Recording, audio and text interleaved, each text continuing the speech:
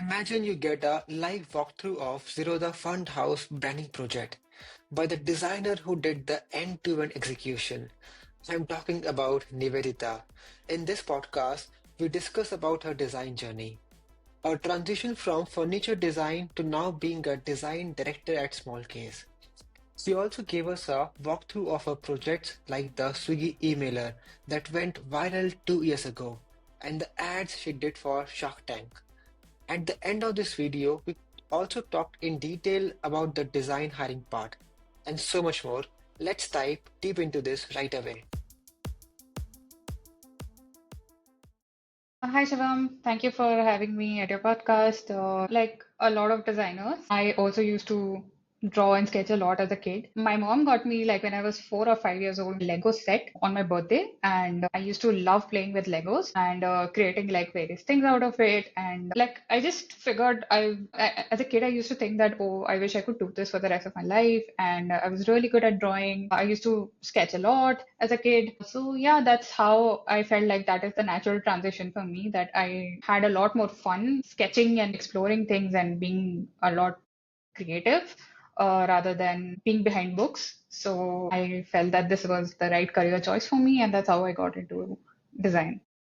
And I think you also joined NID, I think, right? And you studied the furniture design. That's also very interesting. Okay, so actually, I've done architecture for my undergrads. Yeah, I did my architecture from Jabalpur, and then I realized that I wanted to try learn more about the subject, but I realized that I was inclined a little more towards interior and furniture design. So Hmm. I decided to do masters from NID. And then when I went to NID, I saw the campus, fell in love with the campus. It's such a beautiful space. I've been very fortunate to, be able to study design from there. Once I went to NID after my first year, I somehow realized that I was not having as much fun doing furniture design as I thought I would. I think I have a little bit of ADHD brain. I think so. So yeah, so I like to work on things which move very fast, move very quickly, Hmm. and I realize furniture design takes like a lot of time and is has longer timelines and deadlines for things. Hmm. So I used to always like bunk classes from my furniture design class and go and sit in any other class, be it ceramics, be it graphic design, animation, hang out with friends from other disciplines more than I would hang out, with my furniture design classmates. That's how I ended up, learning a lot more, like a little bit about everything from every field of design. NID has this great place where you can get exposure to so many disciplines of design under one roof. Hmm. That was a nice experience. I started dabbling into graphic design. Hmm. I would just like, hang out with friends, learn from them, go to their classes, just be around Hmm. animators and graphic designers so that I could learn some things about the subject. Hmm. But yeah, Hmm. then I still had to do my internship to get a degree from NID. I Hmm. still had to do my internship from a furniture design firm. So I joined Urban Ladder. I worked in Urban Ladder for 7 months. Yeah, it was a very nice experience. I actually had like a lot of fun. I think the pressure was not there for me to actually build things and just like work on designs as an intern, and I did not have to manually work on furniture pieces. Hmm. So it became a lot more easy for me to, I think, enjoy the process of furniture design. So And then yeah. from the urban ladder journey as a furniture design intern to right now you're working as a head of branding at Smallcase, how that whole journey came to place? Yeah, so I had decided that I will, like, once I get my degree from NID, I will not pursue furniture design further. Um, I had to pick something. I chose graphic design for my career. I think I enjoyed that much more. Yeah, so once my internship with Urban Ladder ended, I joined Swiggy. So I joined Swiggy in end of 2017, and yeah, I worked there for a little more than a year.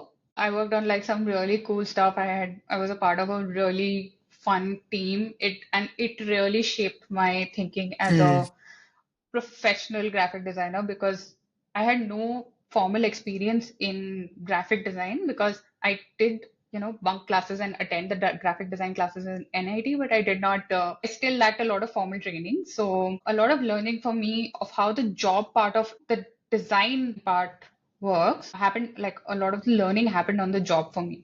So Yeah. Then I worked for a year with Swiggy. I had Mm, very limited knowledge about how personal finances work. I felt that this would force me to get out mm, of my comfort zone and learn while being on the job. I would mm, not be able to escape it at all. There would have been no excuses. So that's how I got into mm, small case. I was the only designer in the team when I joined, and then like a couple of months later, when work, there was like a lot of work coming in. Then I was asked to build a team. So that's how I mm, got the opportunity to make a team. mm.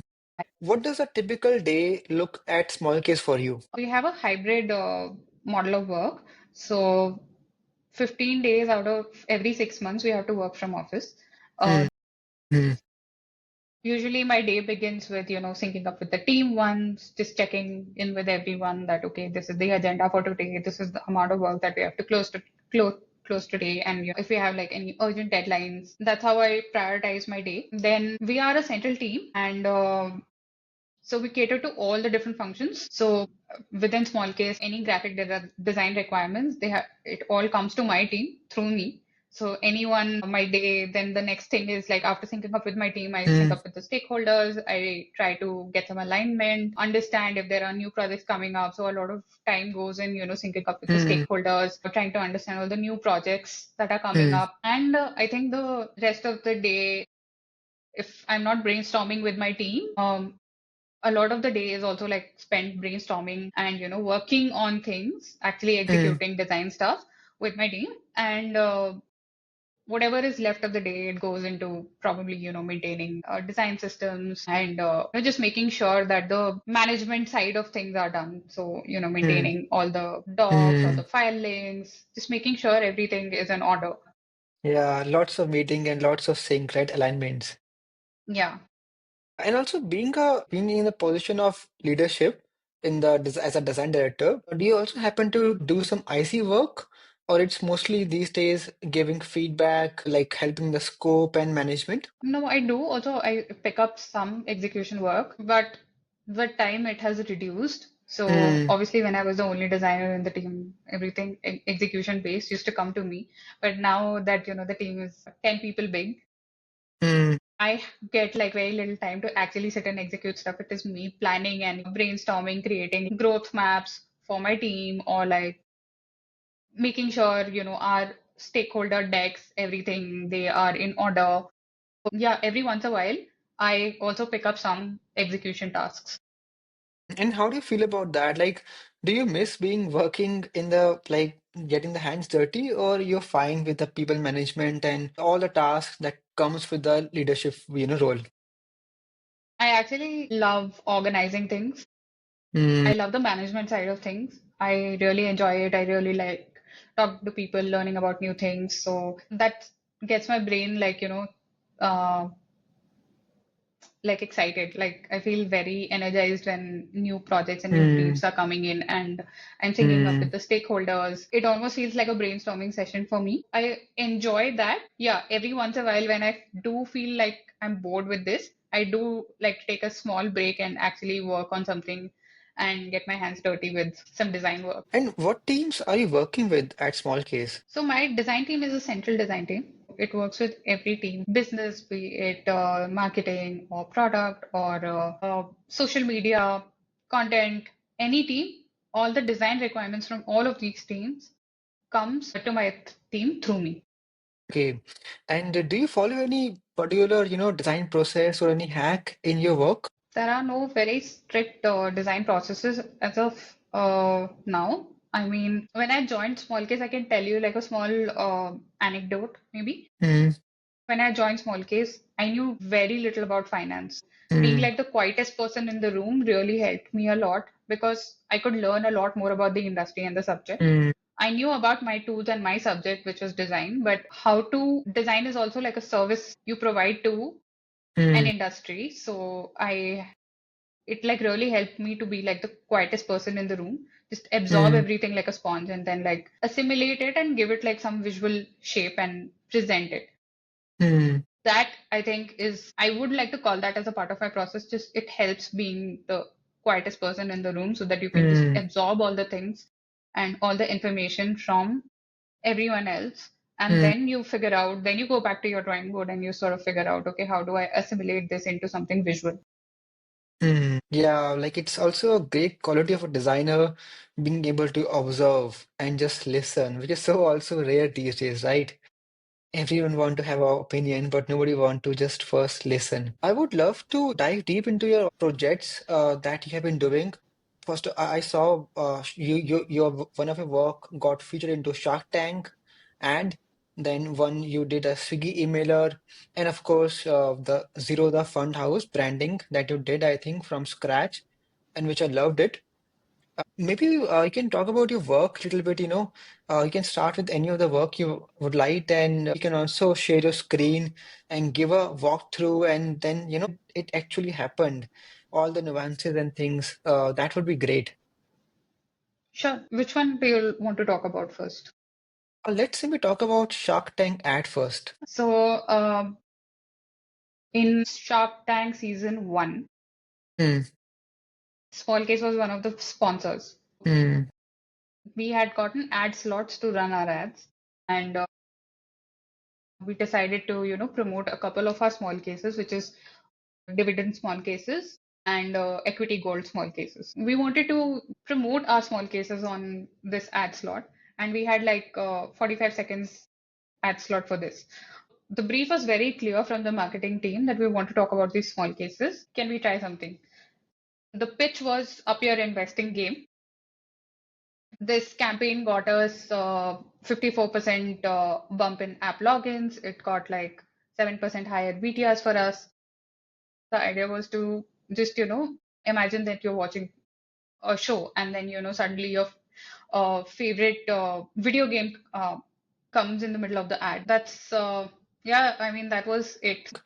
also I'm curious, what was your contribution in this project? And this 45 second was such a tiny time. How did you decide it? What will come up there? And what other explorations and ideas you thought about this ad? uh, we were doing this campaign with Shark Tank, and because we wanted to promote these two small cases, I'd worked on the concept and the storyboard for this. So the idea was that there is like whenever you invest in something, it feels like you are leveling up, or you're um, powering up, like how characters in video games, right? Like they level up, right? Like they get the powers and they do Mm, better. So that was the concept, and using that, we everyone's favorite video game, childhood video game, is Mario. So using that, created this ad concept where there is a character, Mario-like character, gave it like that whole pixelated look and a feel, and it's like a Mario-like character going with like a money bag.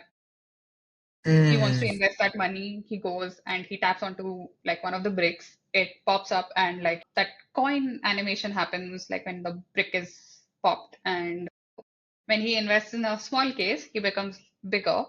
And yeah, he's able to get like all the dividend coins. So that was the idea for the dividend small case. You can actually play it also, like mm. he's getting all the coins, all the dividend amounts. Oh, so cool. So this was the idea. It was a very simple idea that you invest in a small case and you become like a super you. It was as Yeah. simple as that. So we kept the whole look and feel very Mario-like. Uh, tried that pixelated Mm, look format. So the entire so towards the end of the ad when the brand logo comes, that's also like mm, in the pixelated form.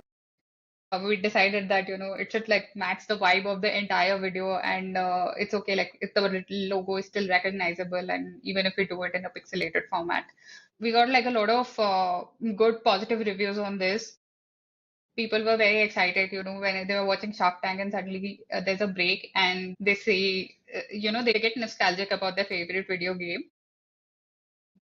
So yeah, I mean, it was just as simple as that. This ad got like a lot of love.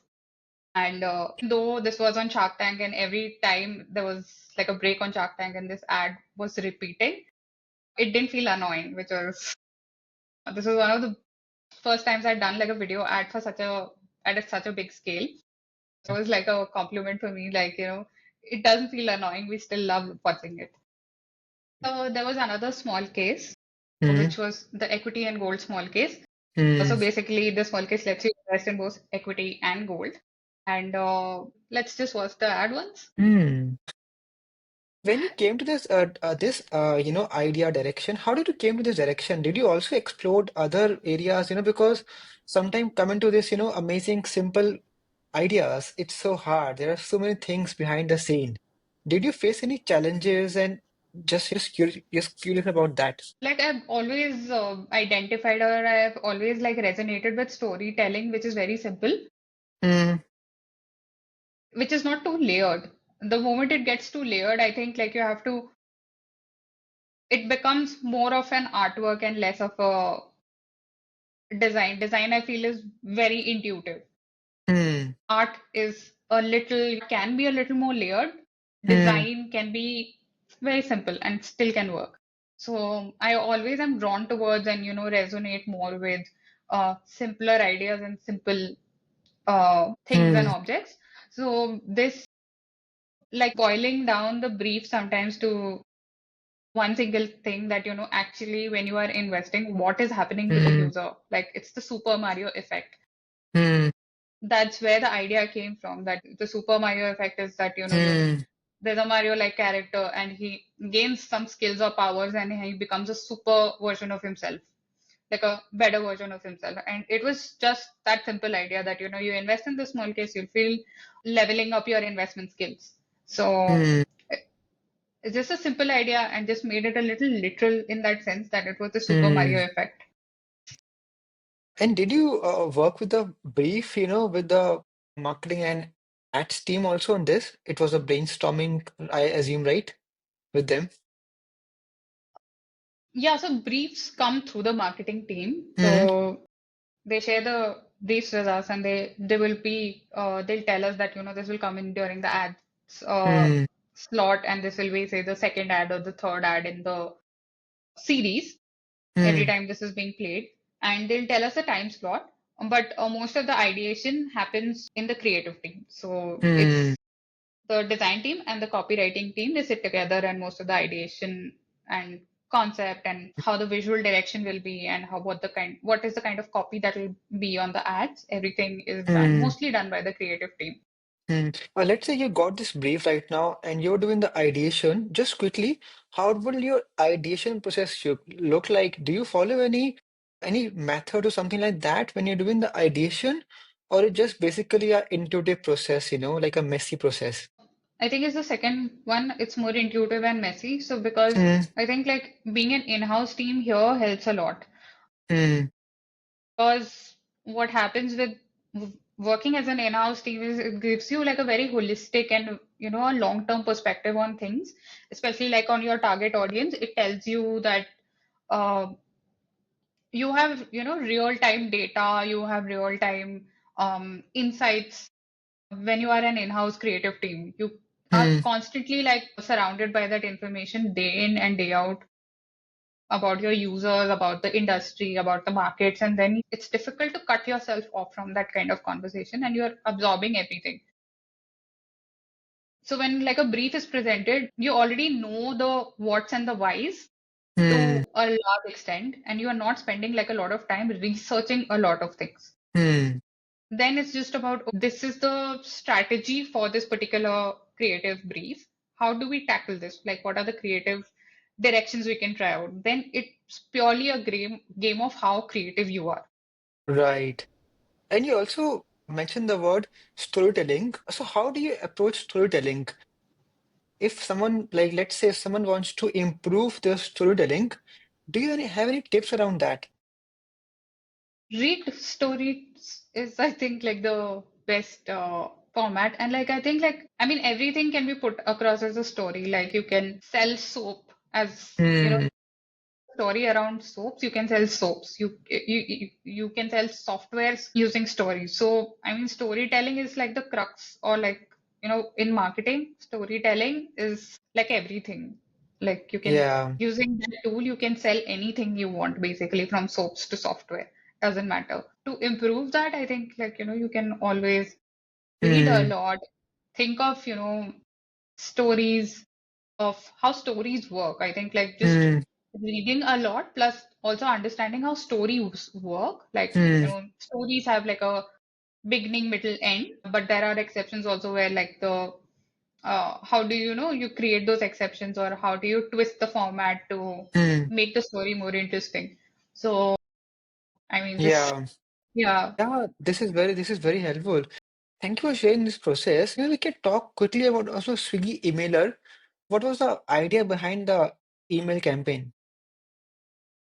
Okay. This is actually one of my favorite projects.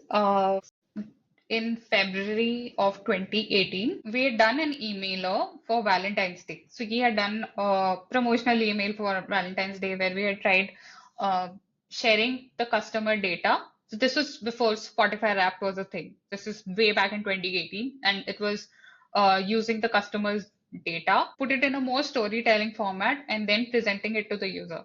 So it becomes more relatable to the user, and you're not feeling like, okay, my data is being Hmm.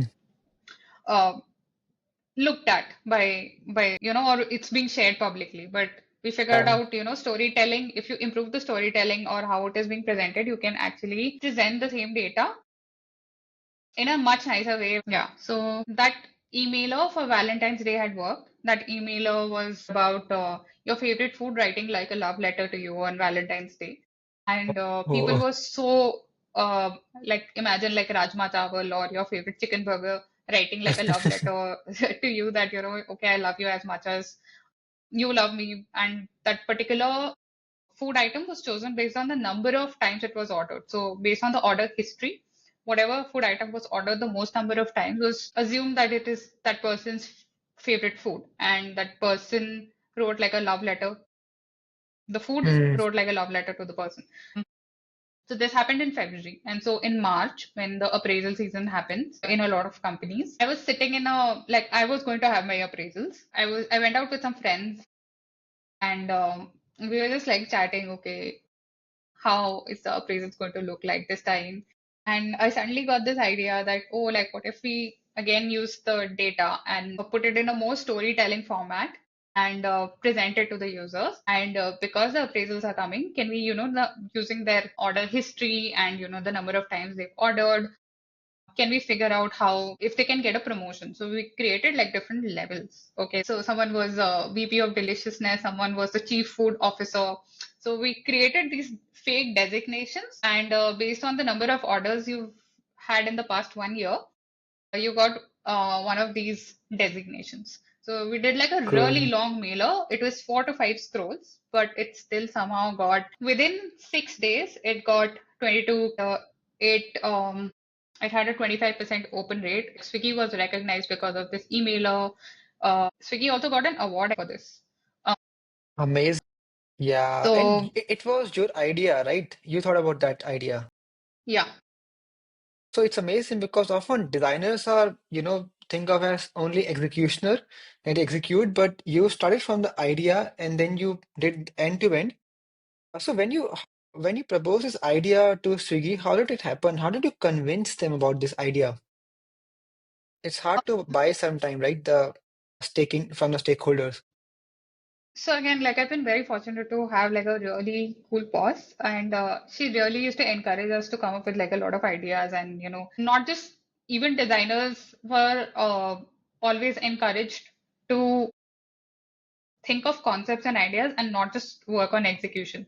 So the execution for this is actually quite poor. This is not my best work probably as a graphic designer, but I'm very proud of the idea and always believe that it doesn't matter what execution it is, sometimes it's the best idea that wins. So the foundation or the concept of the whole thing was very nice and strong, and that is why it resonated with everyone, and it still made a mark. Everyone was given like fake titles and number of like their order history, the number of times they had ordered was put into, okay, if certain categories, so if you had 0 to 100, you performed good. If your orders were more than 300 in the entire year, your performance was considered outstanding. So we created we replicated the performance review, corporate performance review format. We replicated that as the entire theme of the mailer. We kept it very metric driven, like how it is in corporate words. We used the similar Yeah. jargons and stuff. And yeah, uh, and then we encouraged people. So when this went out, the emailer went out, we encouraged a lot of people to reply and accept their appraisals, or accept the performance review. And the best tweets, the best acceptance tweets were, I made custom visiting cards for them. So with the fake designation like VP of Gastronomy, CFO, Chief Food Officer, and Director of Deliciousness, with all these like fake designations for some of the really good tweets, created Hmm. custom visiting cards for them. Wow. And this was before the Spotify rap was a thing, right? Yeah, so cool. And this was executed within a day. Like the HTML work and the design, everything happened like within some 24 hours. So we did not have like a lot of time to go to anyone. It's just me and a couple of my friends in the marketing team, and we just like figured it out. And Wow. because we wanted to send it out before like the appraisal season ended, so we had like a very tight timeline for this. So we just sent it out. We just thought that okay, this is good enough. You Let's just just send it. did that. You did that in just whole one day. That's amazing. Yeah, it was almost a day. Yeah. Yeah, wow. And what about this Zerodha Funhouse branding? There's so much trust with Zerodha. How did the whole branding process that did for, Zerodha Funding House? Feel free to also walk through your Figma file if possible and show the nuances and different directions you approach. And how was the whole, uh, you know, process of the branding? How did it came to be as it is right now? Sure. Okay, so in 2022, Zerodha and Smallcase, they came together to create a joint venture, which was called Zerodha Fund House. It was in AMC. Me and my team were asked to work on the branding for this. So the brief that was given to us that, okay, this is the new AMC coming up, and the AMC's primary focus is going to be passive funds. So this is good for long-term investors. This was the basic brief that was given to us. So we had to create a brand identity for them, like a brand identity system. So I'll take you through some of the bits of this system. It's, I think, like way faster and way easier to just draw on paper and like Mm, get out with like the obvious ideas. And I always like sometimes when you um and I was still like slightly new to finance back then. Like I was also learning a lot about the industry. So it was just for me back then creating a lot of quantity over quality. So it's best to get started and to get the obvious ideas out of your head is just to mm, make as many napkin sketches as possible. We made like a lot of napkin sketches here with like some of the keywords that we had in mind: finance, Legos. These portfolios are basically index for funds, so they are supposed to become the building blocks of any investor's portfolio. And they are simple passive funds. They just replicate the index. mm, Say if Nifty 50 has 6% growth in that year, your portfolio will also grow 6%, not more, not less. It's the way these funds work is very simple and transparent. Transparency, for example, stood out as a keyword for us.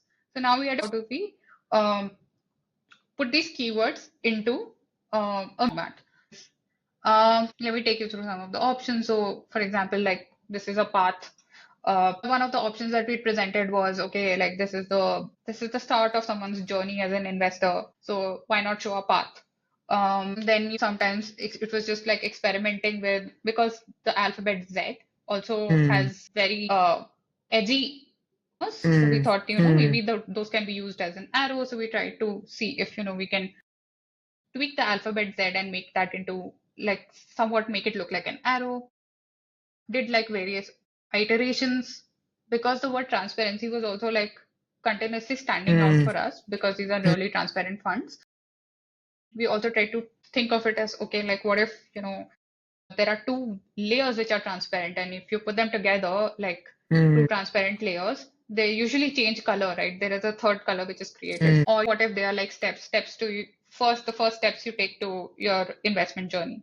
So we tried like Mm, a bunch of options. Something that really stood out and resonated with everyone was a form factor like this, because mm, this was a very simple shape, and it also is kind of modular. It's the same rhombus shape which is flipped and used for the bottom half, and it also looks like a Z. So something very simple was working for us, because it kept going back to the idea that how simple these funds are. mm, It perfectly resonated that idea. These are simple funds. mm,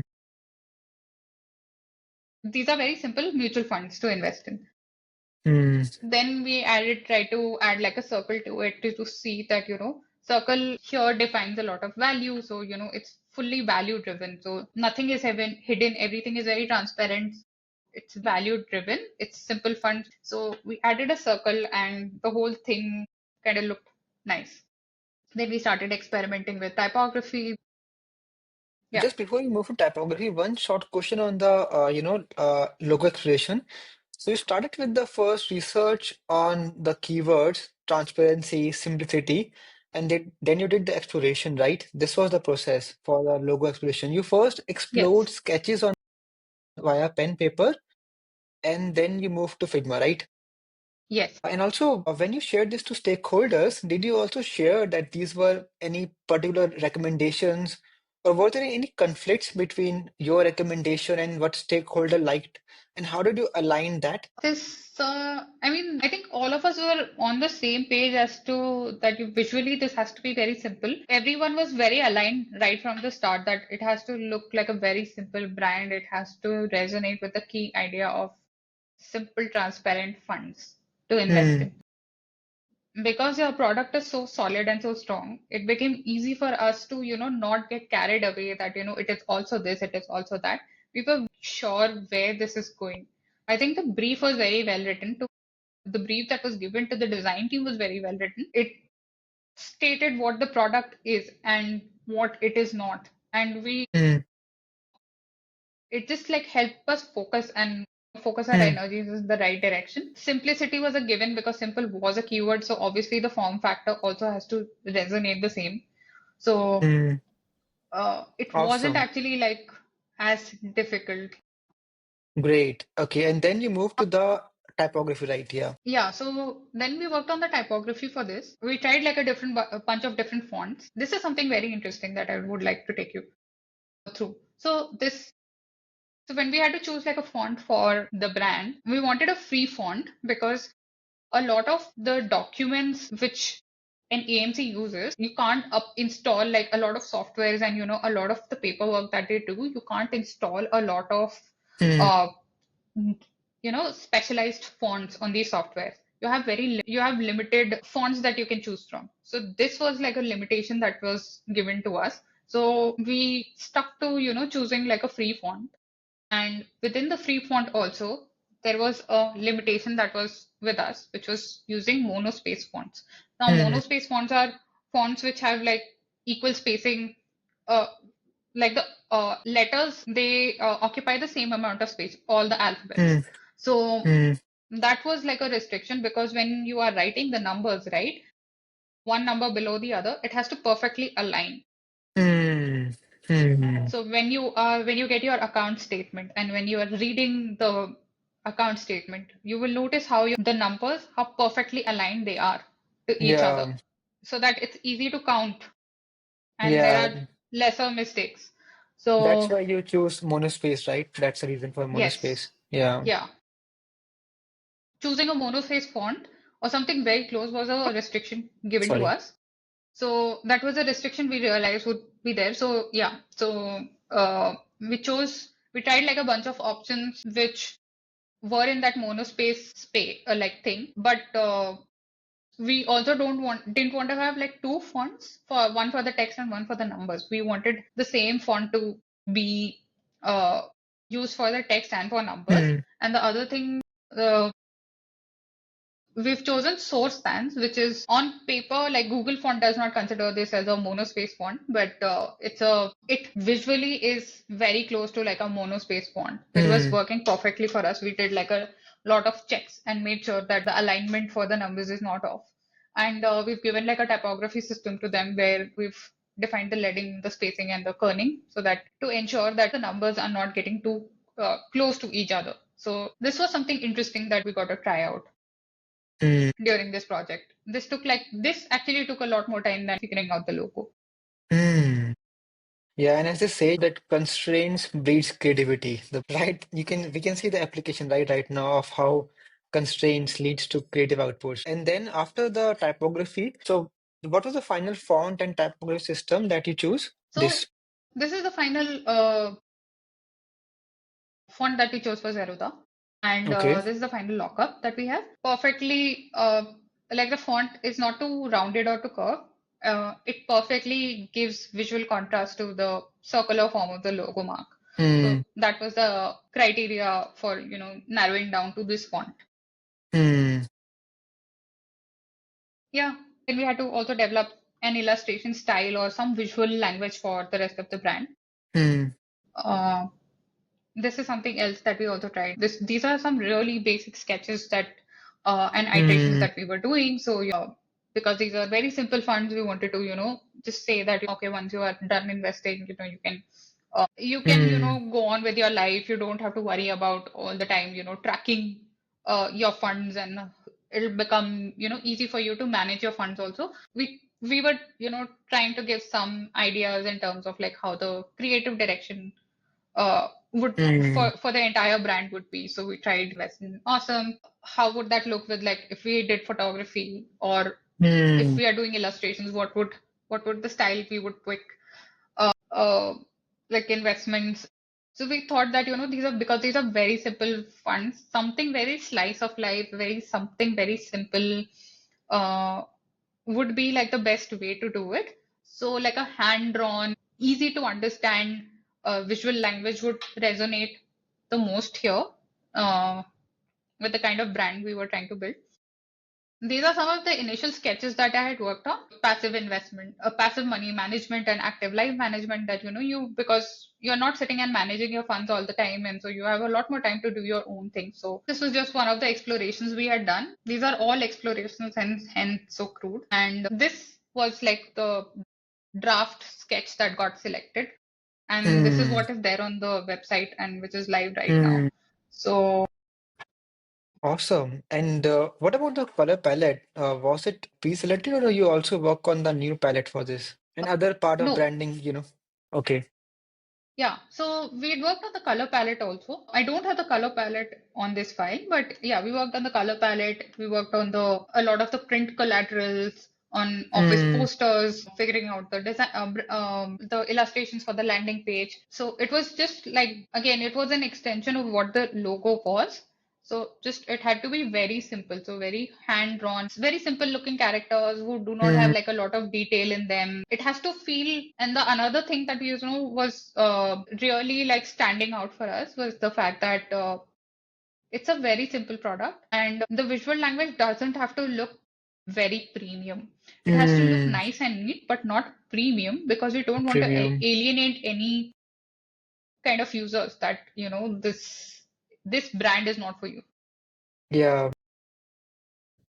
That was another filter while choosing the illustration style. So the illustrations are very simple, hand drawn, done on Procreate. It is that simple. It was done on Procreate, and it was just like Hmm. here you can see it's like a character who's Hmm. just sitting and planting the seeds. So it's this just trying to show that this is the start of your investment journey Hmm. and just very Hmm. simple ideas.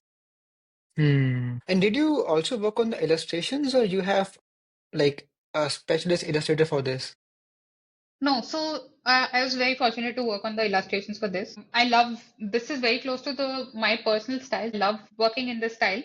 I got the opportunity to work on this. I had like a lot of fun.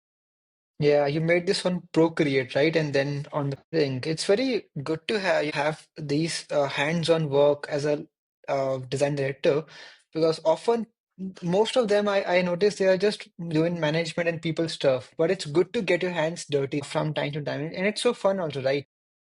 Yes. Yeah. And it was also like a very proud moment for me to see this in the NSE building, like when they had the whole. So this was one of the funds that Zerodha has, the Nifty one day liquid ETF fund. And so when this was having the when the this fund was going public, they did like a small, like this is the ceremony thing that they do at NSE.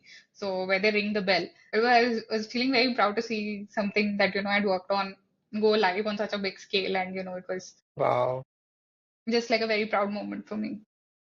this is amazing. Wow. And I was going to ask a question about what piece of work are you most proud of, but I think it should be this one, right? I assume. Yeah, actually, this and the Swiggy email, like I had a lot of fun with it, and I think I was getting like a lot of reaction from people. Like people were constantly like tweeting about it, and it was like trending for a couple of days on Twitter. So it was Hmm. because I was getting like a lot of feedback from everyone. Right, I think I Yeah, will always have a bias towards it, and it'll be my favorite book. yeah. And do you also face any design challenges at your current company? So I think okay, so when you're working in finance, like one of the bigger challenges that I face is like there are no tangible financial elements, right? It's just like a lot of paperwork these days. We Hmm. don't actually invest via cash, or there's no cash element as such. And Hmm. everything is just like a concept. There's nothing tangible. And to actually make everything which is so conceptual into something visual and tangible to Hmm. understand, give that concept, I think that's always challenging. But it's also like a lot of fun. With time, I think earlier when I joined Smallcase, everything felt like, okay, let me draw like a cash bundle or some coins or things Hmm. around that. But now I think with the understanding of how the industry works and like what things mean, like what is an ETF, or say how is like a fixed deposit different from like a recurring deposit, or how to show loans against mutual funds, things like these. Um, as and when the concepts for all of these start to get better in your head, I think you're able to figure out ways how to show them visually differently. Hmm. There's nothing really tangible as such in the finance industry, but then you have to Hmm. figure out ways how to visually show them. I think that's challenging and yet a lot of fun. And how does the approval look like? It goes to the product manager, and are there any like sometime differences of opinions? And how do you convince them on your like team works? Okay, so it's because I think the process here is like the design team is involved right from the start of the project. Hmm. So as soon as a brief is formulated, the design team is involved, and the product designers, they start working on their initial wireframes, and the design team, starts working on the napkin sketches and stuff. So I think there is always an alignment. We are not really very few times it happens that, the alignment is off, where the designers are not able to understand what the product managers are asking for, or the business folks or the marketing folks are asking for. Hmm. Usually, the designers are involved, briefed about the project as soon as the brief is formulated. So being involved right from the start really helps, gives us a lot of time to actually think, Hmm. reject the obvious ideas or reject the initial ideas, and focus our energies into something that can be something very creative. Hmm. And also, you have done great work. Like having a great output also requires getting inspiration. So how do you go to get inspired? So, okay, so my team, everyone is into fitness. Everyone's very like proactive about their mental and physical health. We make sure that we log out on time, and we actually try and do things like outside of work. It's a hybrid model. Okay, so 15 days when we are in office together, we actually work a lot less in those 15 days compared to when we are all working online.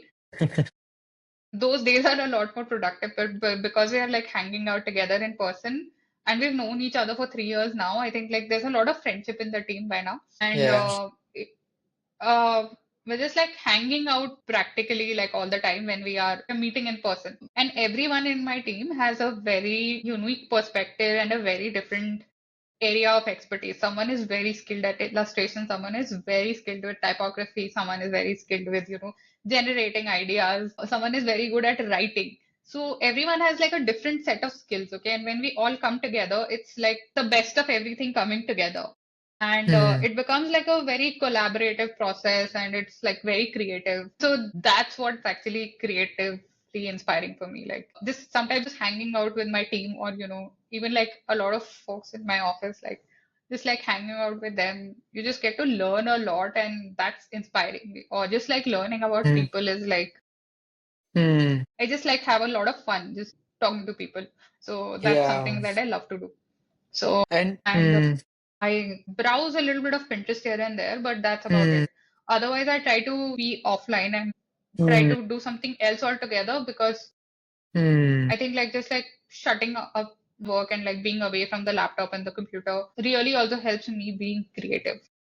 Yeah. And what products have you recently seen that made you think it is a great design? Okay. I definitely still like Swiggy. I really find it like they have these small ways to keep, when you're browsing through their app and you're confused what you want to order and what you want to eat, Hmm. they have small ways in which they keep you engaged with the product and they don't make you feel frustrated. Hmm. That's something I like. Of course, I like Duolingo and yeah, I mean like I love Duolingo for both the product and for the marketing. Yeah, I think these two products right now Hmm. are really standing out for me.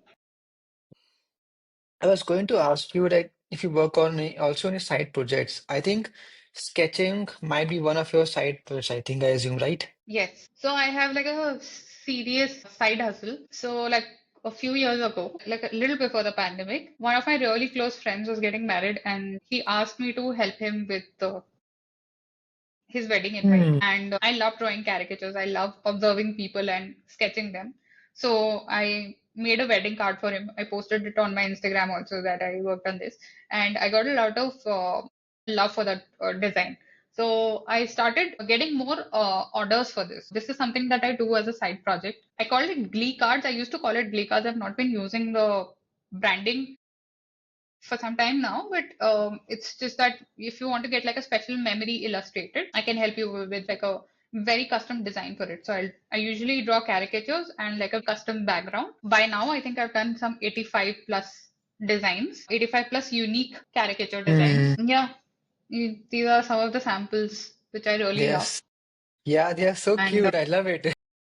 Because in times yeah, of AI, when and AI in Canva, when you can generate them with machines, it's so nice to have a human being making these, caricatures. yeah, I think like my clients also have been like very nice and kind. Like they really like that I put in that amount of effort, by hand, and they really appreciate that all these hand-drawn details that I do. So it's always nice to receive that kind of love on the artwork that Hmm.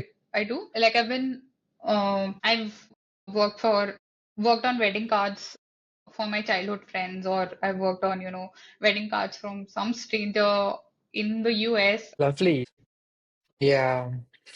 Also, in the last chapter of this, conversation, let's talk about design hiring. So you have moved from like furniture design to graphic and now the head of branding at Smallcase. Have you in between also involved in the design hiring process?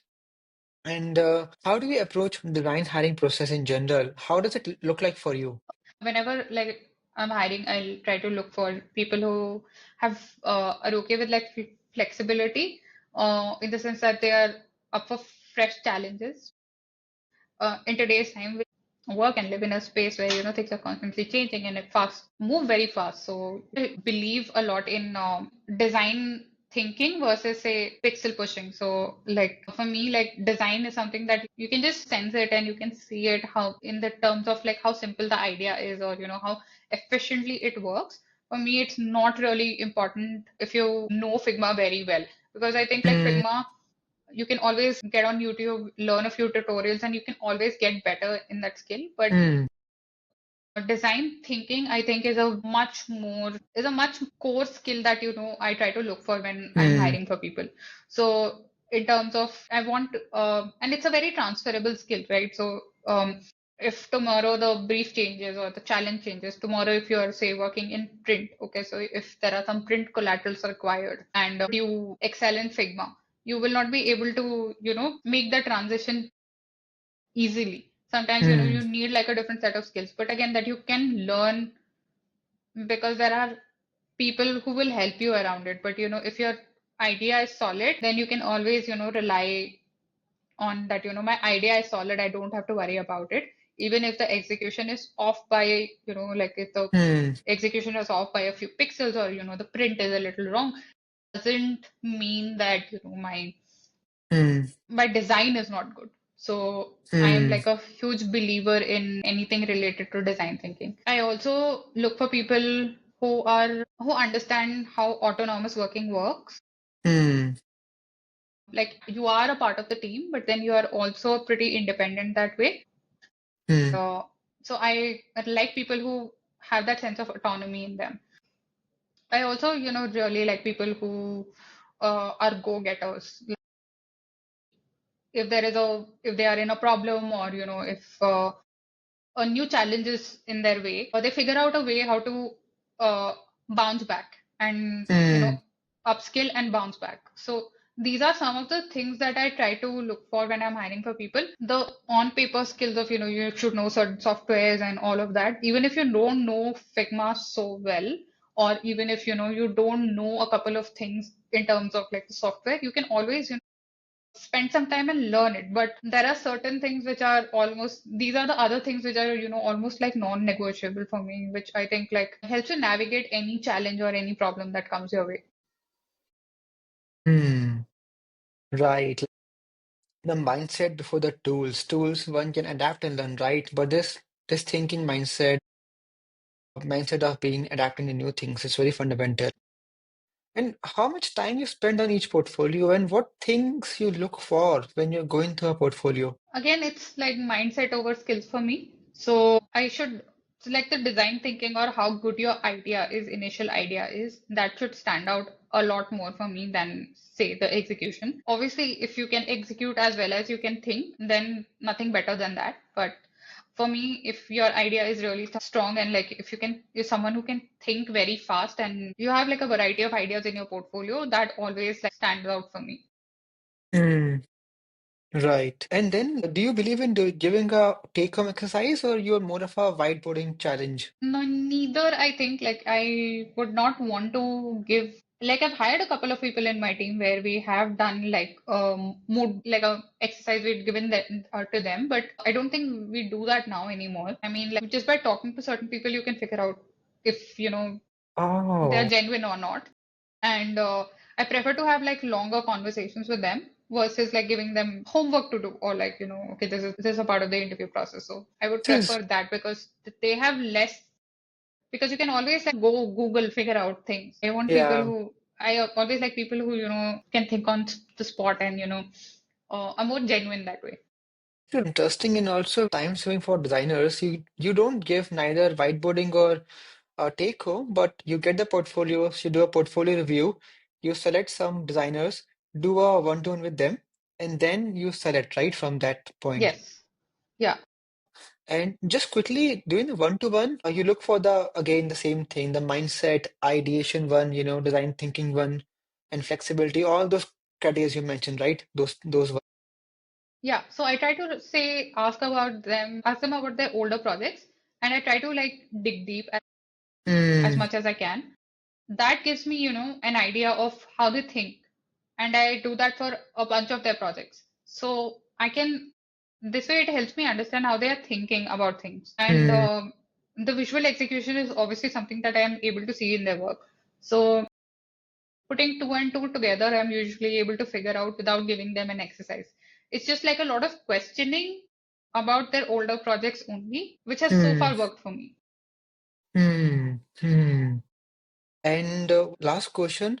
So, any advice for the ambitious designers watching this from your side? just be open to like a lot of challenges or try out a lot of things, especially like early on in your career. You should like, open yourself to experiencing a lot of things. So, for example, for me, being in the furniture design space, food industry, ride sharing industry, and now in finance, all these eclectic experiences have really helped me shape my perception of design, helped me understand how people perceive design, and which actually is the fastest way to learn. Like Hmm. you are also so my one advice would be to just be open to like a lot of things, try out a lot of things, and skills is something that the hard skills is something that you can always learn on the Hmm. job, but focus on design thinking, focus on what it really makes, what it takes to like, really create like a really good idea or Hmm. a really good product. So Hmm. yeah, these are I think like the two skills. So before we wrap up this conversation, do you want anything to plug in or promote? So like try watching Mad Men. I think that's a show that I've recently watched, and it's about the advertising world. The protagonist is a great character, but he talks about the fundamentals of advertising and copywriting, which was like I really enjoyed that show.